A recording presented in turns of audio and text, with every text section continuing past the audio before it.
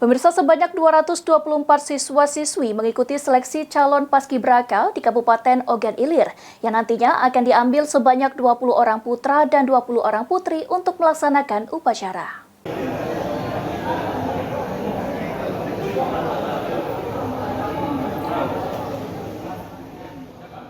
Sebanyak 224 siswa-siswi mengikuti seleksi calon paskibraka di Kabupaten Ogan Ilir.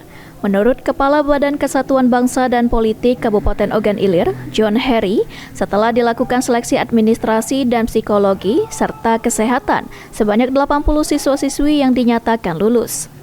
Dari 80 ini nantinya akan diambil sebanyak 40 orang dengan rincian 20 putra dan 20 putri dan 6 orang siswa-siswi untuk dikirim mengikuti seleksi di tingkat Provinsi Sumatera Selatan.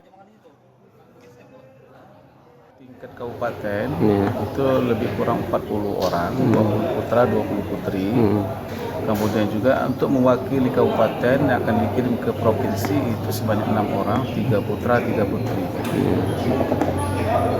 Kemarin pendaftaran pertama secara online itu 224, kemudian setelah seleksi administrasi yang tersisa 194.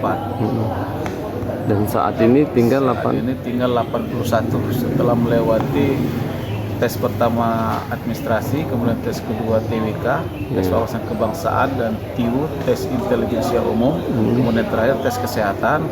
Nah, hari ini parade tersisa 81 dan akan melewati beberapa fase lagi besok jasmani, kemudian terakhir nanti ada wawancara. Nanti diambil berapa orang? 40 orang. 40 orang. Ahmad Romawi, PAL TV.